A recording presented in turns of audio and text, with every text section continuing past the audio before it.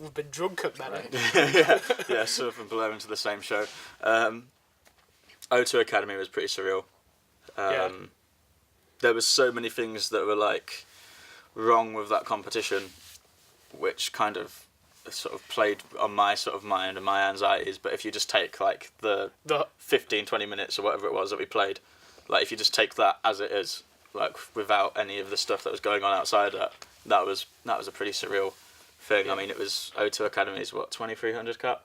It was about half full, so there was over 1,000 people there, and it was just that was pretty cool. The other one that I always say is December 2016, our first headline show at Fulford, and that was great because there wasn't many people there. It was only probably like maybe 50 people, if that. I mean, it's only like 100 capacity venue at Fulford. It's not a big room. Yeah.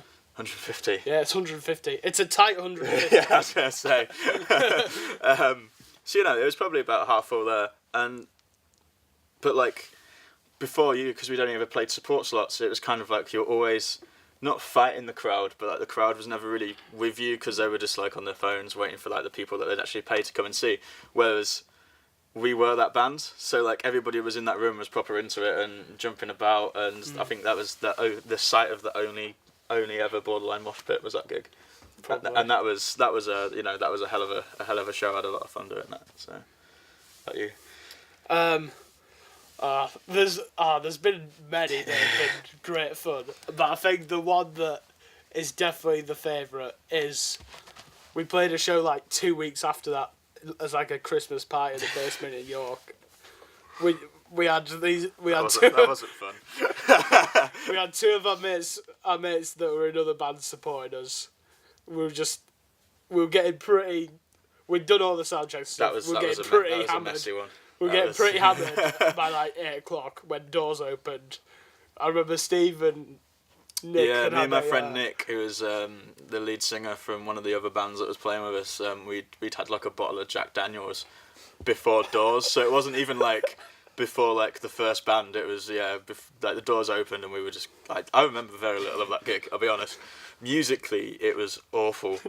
I'm glad that people apparently enjoyed it, but like we got a video sent because again we were sort of headlining that one, and there's this song that's on our first EP called In the Vacuum, which has kind of become a bit of like our cult song. We've played it at every show. It's the one that sort of not everybody knows, but like if you've seen a Borderline show, you've heard of it. And like somebody sent a video because at this show, like the entire front line was doing like this sort of bizarre sort of Macarena. That's Adam and the Ant, that, isn't it? That's not a wind the bobbin up. Like they were doing some sort of like little dance, and somebody sent the video, and the audio from it was so bad because I just I can't put into words how drunk I was. We actually took the audio out and replaced it with the recording off the EP.